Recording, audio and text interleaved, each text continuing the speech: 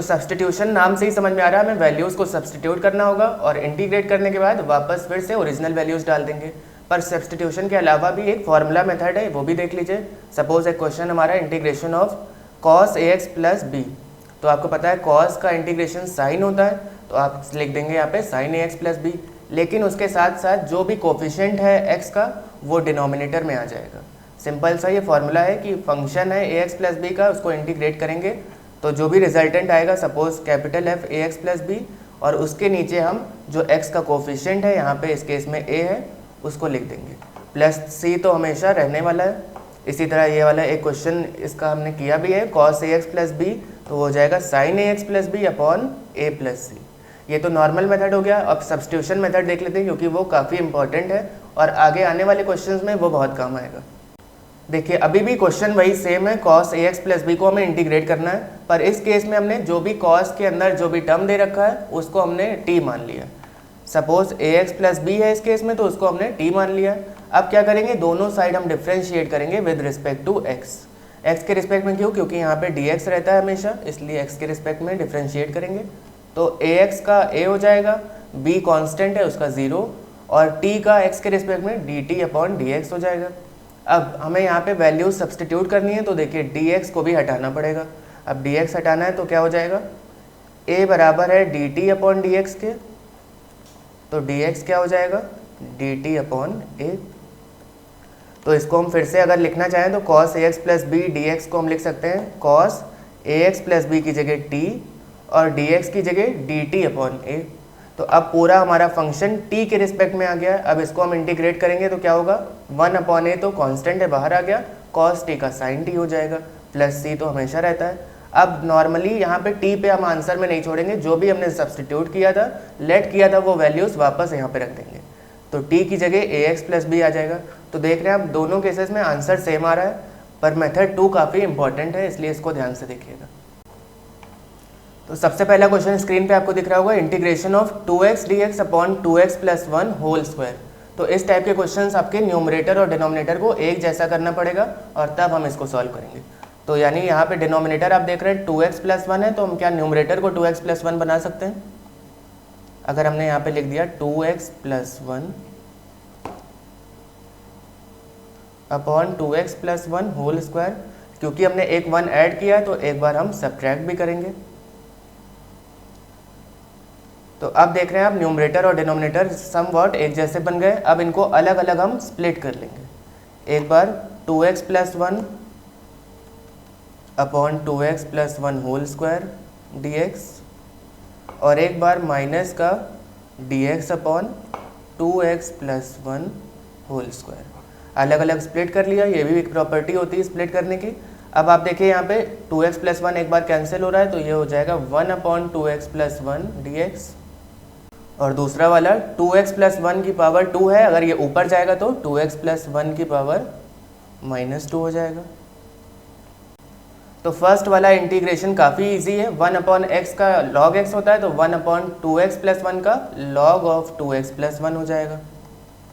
पर x का जो कोफिशिएंट है वो नीचे डिनोमिनेटर में आएगा, तो ये हो जाएगा 2 माइनस 2x प्लस 1 की पावर -2 है, यानी यहाँ पे x की पावर n वाला फॉर्मूला लगेगा, जो कि होता है x की power n plus 1 upon n plus 1।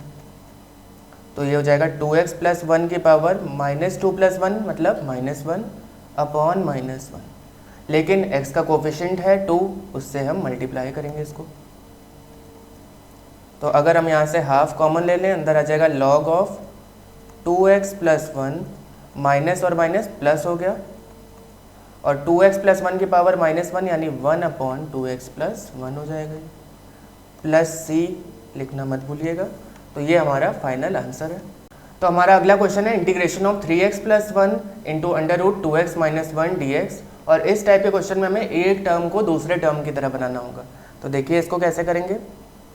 पहला टर्म अगर हमें 3x प्लस 1 को 2x माइनस 1 लिखना है, तो थोड़ी देर के लिए इसको लिख देते हैं और फिर अरेंजमेंट करेंगे।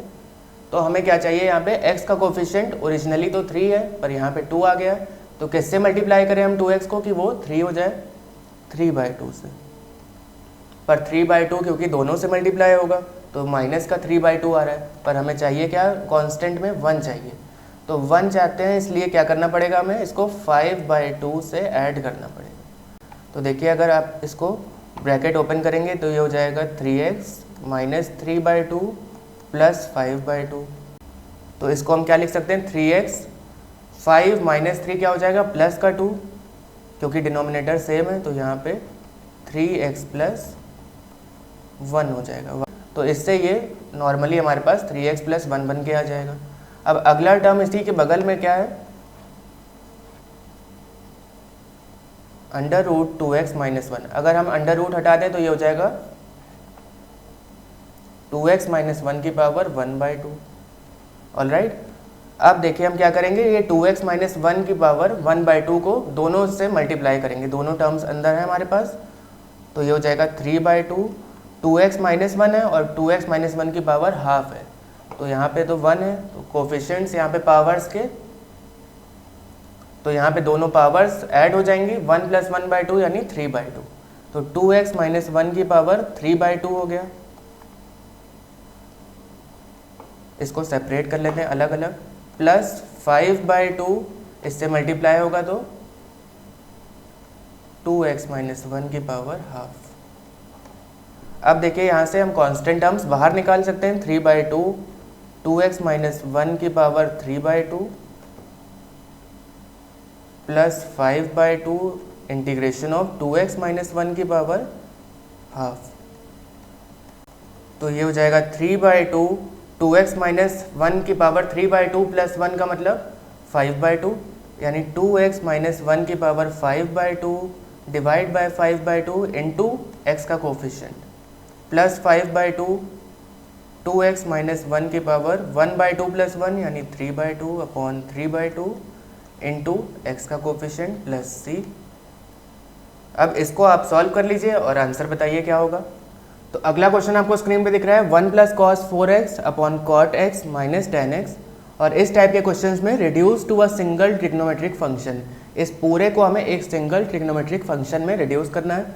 तो कैसे करेंगे इसको, कई सारे अलग अलग वेज हैं, तो हम इसको ऐसे भी कर सकते हैं। 1 प्लस कॉस 4x का मतलब, पहले तो कॉस 2x का फॉर्मूला क्या होता है, 2 कॉस स्क्वायर x माइनस 1, तो कॉस 4x क्या हो जाएगा, 2 कॉस स्क्वायर 2x माइनस 1, यानी 1 plus cos 4x 2 cos square 2x हो जाएगा। तो हम यहाँ पे 2 कॉस स्क्वायर 2x लिख देते हैं, अपॉन कॉट x का मतलब cos x upon sine x, minus ten x का मतलब sine x upon cos x। तो ऊपर हो जाएगा 2 cos square 2x into sine x cos x, क्योंकि डिनोमिनेटर में हम इसका एलसीएम ले लेंगे तो साइन एक्स कॉस एक्स ऊपर चला जाएगा रेसिप्रोकल होके, और नीचे बचेगा cos square x, cross multiply भी कर सकते हैं, cos square x minus sine square x. तो फिर से ये फॉर्मूला बन गया है किसका, cos square x minus sine square x क्या होता है, कॉस 2x का।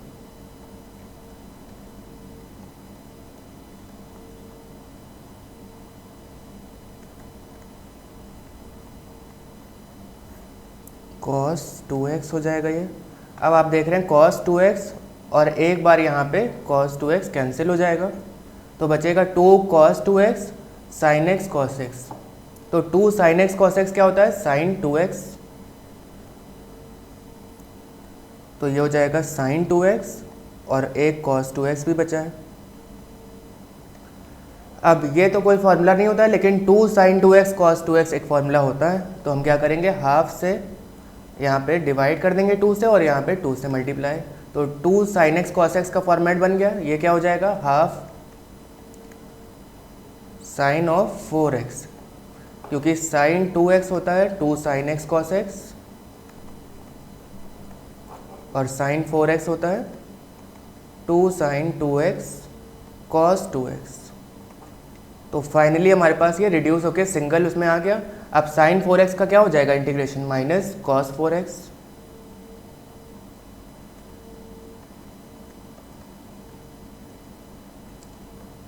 अपॉन x का कोफिशिएंट प्लस c।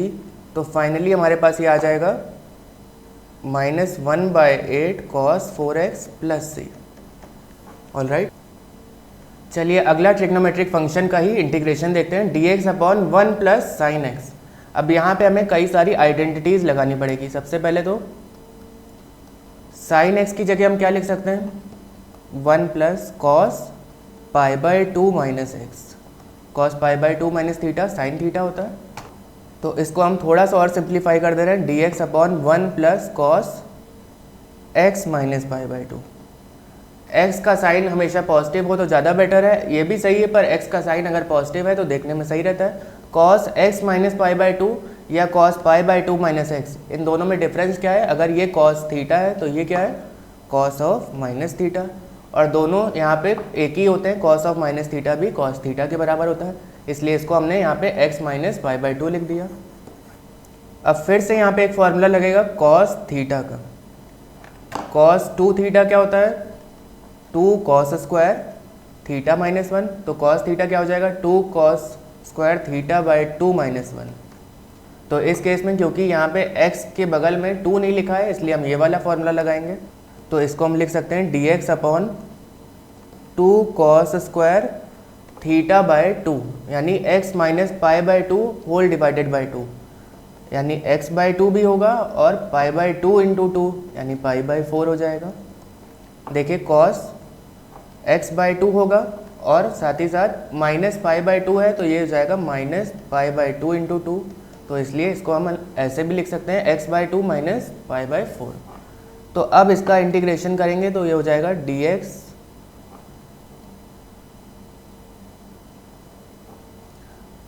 पहले तो हाफ बाहर आ जाएगा और cos स्क्वायर ऊपर जाएगा तो sec square x/2 minus π/4 dx। sec square theta का इंटीग्रेशन होता है tan theta, that is half tan x/2 minus π/4 plus c, और डिनोमिनेटर में आ जाएगा हाफ, x का कोफिशिएंट डिनोमिनेटर में आता है, तो यहाँ से हाफ और हाफ कैंसिल हो रहा है, यानी tan x/2 minus π/4 plus c, ये इसका फाइनल आंसर। तो अब हमारे पास दो अलग अलग फॉर्मेट्स आ गए सब्स्टिट्यूशन के ही, तो अब इसमें हम क्या करेंगे देखते हैं। सबसे पहला है integration of f(x) to the power n into f dash x d x is equal to f(x) to the power n+1 upon n+1 plus c. इसका मतलब क्या हुआ, कोई फंक्शन हमें गिवन है और raise to the something power, और उसी के बगल में उस अंदर वाले फंक्शन का डिफरेंशिएशन गिवन है। तो ऐसे टाइप के क्वेश्चन में हम directly f(x) to the power n+1 upon n+1 करेंगे। इसको क्वेश्चन से समझते हैं तो और बेहतर तरीके से समझ में आएगा। देखिए यहाँ पे integration of x into 5x square minus 7 to the power 6। अब अगर आप यहाँ पे देखें 5x स्क्वायर माइनस 7 को अगर हम डिफ्रेंशिएट करें तो क्या हो जाएगा, ये x के रिस्पेक्ट में 2x, x स्क्वायर का 2x माइनस 0 यानी 10x हो गया। पर यहाँ पे तो 10x है नहीं, यहाँ पे x है, तो हम क्या करेंगे ऊपर 10 से मल्टीप्लाई कर देते हैं, ये 10x बन गया, और यहाँ पे 5x square minus 7 to the power 6। अब क्योंकि 10 से मल्टीप्लाई किया है तो डिवाइड भी करना पड़ेगा। तो अब आप देख रहे हैं जो हमारे पास जो अंदर वाला फंक्शन है f(x), उसका जस्ट बगल में क्या दिया है f'(x). तो इस तरह के फॉर्मेट में हम क्या करेंगे, f(x) to the power n+1 upon n+1, तो 1/10 तो कांस्टेंट है, उसको वैसे ही रहने देंगे। तो ये हमारा f(x) है और ये f'(x) है। f(x) की पावर क्या है 6, तो इस केस में क्या हो जाएगी 6 + 1 यानी 7, तो 5x स्क्वायर माइनस 7 की पावर 7 डिवाइडेड बाय 7, यही फॉर्मूला है, प्लस सी, यानी 1/70 5x स्क्वायर माइनस 7 की पावर 7। यानी ओवरऑल अगर हमारा फंक्शन गिवन है रेज टू समथिंग पावर और उसके बगल में उसका डेरिवेटिव गिवन है, तो हम directly function to the power n+1 upon n+1 करेंगे। जो भी पावर गिवन है, इस केस में 6 थी तो हमने यहाँ पे 7/7 कर दिया। ऑलराइट, और अगर बगल में डेरिवेटिव नहीं दिया है उस फॉर्मेट में तो हम बना लेंगे उसको। डेरिवेटिव क्या आ रहा था 10x, तो हमने x को 10x देखा आपने कैसे बनाया, इसी तरह से क्वेश्चन हम अटेम्प्ट करेंगे। तो अगला एक और फॉर्मेट है integration of f dash x upon f x d x is equal to log of f x. Directly अगर कोई फंक्शन डिनोमिनेटर में है और उसका डेरिवेटिव ऊपर दिया है न्यूमरेटर में, तो हम क्या करेंगे, simply log of f x plus c लगा देंगे, क्योंकि हमें पता है इंटीग्रेशन ऑफ 1 अपॉन एक्स क्या होता है, log of x plus c. तो वहीं से यहाँ पे भी एक फॉर्मेट बन के आया है कि अगर कोई फंक्शन गिवन है और उसका डेरिवेटिव ऊपर है तो सिंपली आंसर हो जाएगा log of f x plus c. तो चलिए इसी फॉर्मूले पे बेस्ड एक और क्वेश्चन करते हैं, integration of x plus one into x plus log x d x upon 2x। तो इसमें भी सबसे पहले तो कांस्टेंट टर्म हम बाहर निकाल लेते हैं, x प्लस वन को पेयर कर लेंगे x के साथ और ये हो जाएगा बगल में x प्लस लॉग एक्स। तो अगर आप इसको डिवाइड करिए x और x तो 1 हो जाएगा और 1 अपॉन एक्स हो जाएगा बगल में, अलग अलग स्प्लिट कर दिया है और यहाँ पे आ जाएगा x plus log x d x. तो अगर हम x प्लस लॉग एक्स का डिफ्रेंसिएशन करें x के रिस्पेक्ट में तो क्या होगा, x का 1 हो जाएगा और log x का 1 अपॉन एक्स। अगर हम इसको एफ एक्स मान लें तो जस्ट आपके बगल में यहाँ पे दिया है एफ डैश एक्स। तो देखिए फिर से वही फॉर्मेट आ गया, तो क्या होगा इसका फॉर्मूला, एफ एक्स की power n plus one upon n plus one, यानी x प्लस लॉग एक्स की पावर, यहाँ पे तो पावर 1 है तो 1 प्लस 1 2 हो जाएगी और यहाँ पे फिर से नीचे 2, यानी 1/4 x प्लस लॉग एक्स का होल स्क्वायर प्लस सी। ये हमारा इसका फाइनल आंसर हो जाएगा। तो एक और हमारे पास फॉर्म है यहाँ पे, integration of f dash x upon f x d x होता है log of f x plus c. तो यहाँ पे क्या मतलब है इसका कि कोई फंक्शन डिनोमिनेटर में गिवन है और उसका डिफ्रेंसिएशन जस्ट अबव ऊपर गिवन है न्यूमरेटर में, तो सिंपली आंसर हो जाएगा log of f x plus c. देखिए इस तरह का भी एक क्वेश्चन देख लेते हैं। अगर हम इसको एफ एक्स मान लें थोड़ी देर के लिए, तो x प्लस लॉग एक्स का डिफ्रेंसिएशन क्या ऊपर गिवन है या नहीं ये देखना पड़ेगा। तो डिफ्रेंशिएट करेंगे, x का 1 हो जाएगा, log x का डिफ्रेंसिएशन 1 अपॉन समथिंग होता है, तो यहाँ पे log ऑफ साइन x है तो log साइन x का हो जाएगा 1 अपॉन साइन x। और फिर यहाँ पे चेन रूल लगेगा, 1 अपॉन साइन x हो गया, ओरिजिनली x होता है तो साइन x का हम फिर से यहाँ पे डिफ्रेंसिएशन करेंगे तो वो हो जाएगा कॉस x। तो 1 plus cos x upon sine x होता है कॉट एक्स। तो देखिए न्यूमरेटर वाला टर्म आ गया, यानी एफ एक्स हमारा नीचे था, एफ डैश एक्स ऊपर है। तो सिंपली आंसर क्या हो जाएगा, लॉग ऑफ एफ एक्स यानी कि log of x plus log sine x plus c. Simple है ये वाला भी फॉर्मेट। चलिए कुछ और क्वेश्चंस लगाते हैं। तो अगला क्वेश्चन हमारा है integration of 2x into tan inverse x square d x upon 1 plus x to the power 4। यहाँ पे भी हमें कुछ सब्स्टिट्यूशन लगाना पड़ेगा, तो सोचते हैं इसमें क्या करना है। तो टेन इनवर्स एक्स स्क्वायर को अगर हम सब्स्टिट्यूट करें थोड़ी देर के लिए, टेन इनवर्स एक्स स्क्वायर को t मान लेते हैं, डिफ्रेंशिएट करके देखेंगे विद रिस्पेक्ट टू x। तो टेन इनवर्स x का डिफ्रेंशिएशन क्या होता है, 1 अपॉन 1 प्लस एक्स स्क्वायर। तो इस केस में क्या हो जाएगा, 1 अपॉन 1 प्लस एक्स स्क्वायर की जगह इस केस में क्या है, एक्स स्क्वायर का होल स्क्वायर, क्योंकि टेन इनवर्स एक्स का डिफ्रेंशिएशन होता है 1 अपॉन 1 प्लस एक्स स्क्वायर। तो यहाँ पे एक्स स्क्वायर ऑलरेडी है तो एक्स स्क्वायर का होल स्क्वायर। तो ओरिजिनली एक्स होता है तो एक्स स्क्वायर हो जाता है, लेकिन इस केस में एक्स स्क्वायर है तो हम यहाँ पे चेन रूल लगा के एक्स स्क्वायर को भी डिफ्रेंशिएट करेंगे। तो एक्स स्क्वायर का डिफ्रेंशिएशन 2x हो जाएगा। अब t का x के रिस्पेक्ट में dt अपॉन dx हो जाएगा। तो देखिए 2x upon 1 plus x to the power 4 dx हो जाएगा dt के बराबर। dx को हमने इस साइड भेज दिया, तो क्या ये वैल्यू हम सब्स्टिट्यूट कर सकते हैं। देखिए 2x भी है, 1 upon x to the power 4 भी है और dx भी। इस पूरे की जगह dt लिख देंगे और tan इनवर्स एक्स स्क्वायर की जगह t लिख देंगे। तो ये इंटीग्रेट करना तो काफ़ी सिंपल है, टी स्क्वायर अपॉन 2 प्लस सी हो जाएगा, क्योंकि t की पावर 1 है, t के रिस्पेक्ट में करना है। तो ये हो जाएगा फॉर्मूला यहाँ पे x की पावर n+1 अपॉन n+1 वाला। तो यहाँ पे t की पावर 1 + 1 2 हो गया अपॉन 2। तो अब हमें वापस से वैल्यू ओरिजिनल रखनी पड़ेगी t के लिए, tan इनवर्स एक्स स्क्वायर है, इस पूरे का स्क्वायर अपॉन 2 प्लस सी, ये इसका फाइनल आंसर। तो अगला क्वेश्चन है cos x upon sine x plus root over sine x d x. यहाँ पर हम अलग अलग टाइप्स के क्वेश्चन कर रहे हैं, सारे नहीं कवर होंगे पर हाँ सारे फॉर्मेट ज़रूर कवर हो जाएंगे। cos x upon sine x plus root sine x, तो इस केस में अगर हम रूट साइन एक्स को t मान लेते हैं तो अगर स्क्वायरिंग बोथ साइड करेंगे तो ये हो जाएगा साइन एक्स और दूसरे साइड t का स्क्वायर, यानी साइन एक्स की जगह हम t स्क्वायर रख सकते हैं और रूट साइन एक्स की जगह t रख सकते हैं। लेकिन हमें डिफ्रेंशिएट भी इसको करना पड़ेगा, differentiating with respect to x,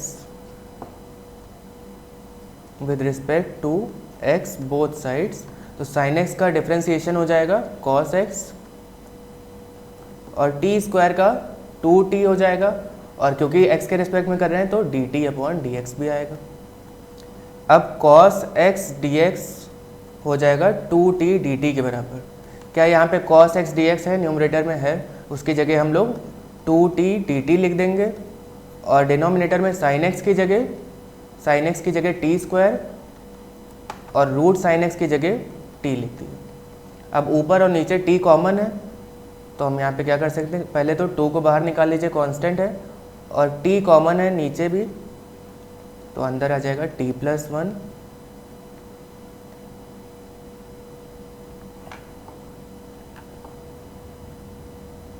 यहाँ से t और t कैंसिल हो गए, dt अपॉन t प्लस 1 आ गया। तो अब यहाँ पे सिंपली फॉर्मेट लगेगा log ऑफ t प्लस 1, तो 2 times of log t plus 1 plus c हो जाएगा, क्योंकि 1 अपॉन एक्स लॉग एक्स होता है तो 1 upon t plus 1 log T plus 1 हो जाएगा। अगर t का कोई कोफिशिएंट होता तो वो डिनोमिनेटर में आ जाता, पर इस केस में है ही नहीं, तो 2 लॉग ऑफ t की जगह क्या लिख देंगे, रूट साइन एक्स प्लस 1। बस यही हमारा सिंपल सा आंसर है इसका। अब लास्ट क्वेश्चन देखते हैं, dx upon root x plus cube root of x. ये थोड़ा सा इंटरेस्टिंग और थोड़ा सा टिपिकल क्वेश्चन है, चलिए देखते हैं इसको कैसे करना है। Integration of dx upon x की पावर 1/2, क्योंकि रूट लगा है तो x की पावर 1/2 हो जाएगा, और क्यूब रूट है तो x की पावर 1/3। अब इन दोनों x के पावर्स का डिनोमिनेटर क्या है, 2 है और 3, एलसीएम क्या हुआ 6, इसलिए हम x की पावर 1/6 को t मानेंगे, या ऐसे भी लिख सकते हैं x is equal to t की पावर 6। अगर हमने दोनों साइड 6 से मल्टीप्लाई कर दिया तो देखिए x is equal to t की पावर 6 आ गया। डिफ्रेंशिएट करेंगे with respect to x both side, तो x का डिफ्रेंशिएशन तो 1 हो जाएगा, और t की पावर 6 का 6 t की पावर 5 हो गया डिफ्रेंशिएशन, और उसके बाद t का भी करेंगे x के रिस्पेक्ट में, तो dt अपॉन dx, यानी यहाँ पे dx की वैल्यू आ गई 6t to the power 5 dt। तो जहाँ पे ऊपर dx है वहाँ पे हम 6t की पावर 5 dt लिख देंगे, पर x की पावर 1/2 की जगह t के टर्म्स में क्या आएगा वो कैसे पता चलेगा, देखिए x is equal to t की पावर 6 है, तो अगर हम x के ऊपर 1/2 लगाते हैं तो हमें t की पावर 6 के बगल में भी 1/2 लगाना पड़ेगा, यानी t क्यूब के बराबर। तो x की पावर 1/2 का मतलब t क्यूब हो गया, और x की पावर 1/3। अब इसी में अगर हम x की पावर 1/3 लिखते हैं, यानी दोनों साइड अगर हमने 1/3 से मल्टीप्लाई करा ऊपर, तो ये हो जाएगा 6 इंटू 1/3, यानी t स्क्वायर। तो फाइनली पूरे यहाँ पे टर्म्स t के रिस्पेक्ट में आ चुके हैं। अब हम क्या करेंगे, कॉमन यहाँ पे कॉमन टर्म्स बाहर लेंगे, तो फाइनली ये हो जाएगा 6t की power 3 dt upon t plus 1। अभी भी यहाँ पे बात नहीं ख़त्म होती, यहाँ पे पावर आप न्यूमरेटर की देख रहे हैं 3 है और डिनोमिनेटर की 1 है, तो अभी भी हम थोड़ा सा यहाँ पे रीअरेंजमेंट कर सकते हैं। t क्यूब नीचे प्लस 1 है तो यहाँ पे भी हम प्लस 1 लिखेंगे और एक बार माइनस 1।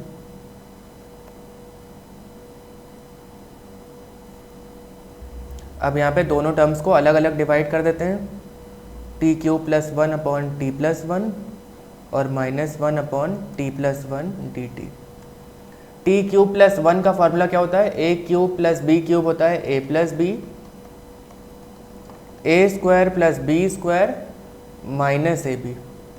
तो इस केस में टी क्यूब प्लस 1 के लिए 1 क्यूब भी लिख सकते हैं, क्या हो जाएगा टी प्लस 1 और ब्रैकेट के अंदर टी स्क्वायर प्लस 1 का स्क्वायर तो 1 ही रहेगा minus t into 1, a b मतलब टी इंटू 1 टी रहेगा। तो ये हो जाएगा 6 times of t plus 1 t square plus 1 minus t upon t plus 1 minus 1 upon t plus 1 d t. यहाँ तक समझ में आ रहा है। अब देखिए टी प्लस 1 और टी प्लस 1 कैंसिल हो रहा है, तो क्या हो जाएगा 6, अंदर सॉल्व करने पे टी स्क्वायर का इंटीग्रेशन क्या होगा, टी की पावर 3 अपॉन 3 प्लस 1 के लिए क्या हो जाएगा टी माइनस टी का क्या होगा integration t square upon 2 minus 1 upon t plus 1 का log of t plus 1 plus c. All right, अब हम वापस से वैल्यूज सब्सटीट्यूट कर देंगे। 6 इंटू 3 2 हो गया, 2t cube plus 6t minus 3t square minus 6 log of t plus 1 plus c. अब t की वैल्यू हम वापस सब्सटीट्यूट कर देंगे। यहाँ पे हमने t को क्या माना था, x की पावर 1/6 t के बराबर है और x बराबर है t की पावर 6 के, यानी आंसर हो जाएगा 2t का क्यूब है यहाँ पे और t की पावर 6 x के बराबर है। तो अगर हम इसको 2 से डिवाइड करें तो ये t की पावर 3 हो जाएगा और हमें इधर भी डिवाइड करना पड़ेगा, यानी x की पावर 1/2। दोनों साइड हमने क्या किया, हाफ से मल्टीप्लाई करा है, तो ये हो जाएगा x की पावर 1/2। इसको हम लोग रूट x भी लिख सकते हैं प्लस 6, t की जगह तो डायरेक्टली x की पावर 6 आ जाएगा, x की पावर 1/6 माइनस 3। जैसे t क्यूब रूट x के बराबर है, t स्क्वायर क्या होगा क्यूब रूट ऑफ x के बराबर माइनस 6 लॉग ऑफ t, यानी x की पावर 1/6 प्लस 1 प्लस सी। और ये हमारा इसका फाइनल आंसर है। काफ़ी लेंदी क्वेश्चन है और काफ़ी इंपॉर्टेंट भी है, इसमें कई सारे कॉन्सेप्ट यूज़ हो रहे हैं, तो इसको आप वीडियो बैक करके फिर से देख लीजिएगा एक बार। तो इस वीडियो में हमने 10 अलग अलग टाइप के सब्सटीट्यूशन बेस्ड क्वेश्चन कर लिए इंटीग्रेशन के। आई होप आपको समझ में आया होगा। अगर आपको ये वीडियो पसंद आई है तो do not forget to like share and subscribe. मिलते हैं आपसे अगली वीडियो में। Until next time keep practising maths because practice makes maths perfect.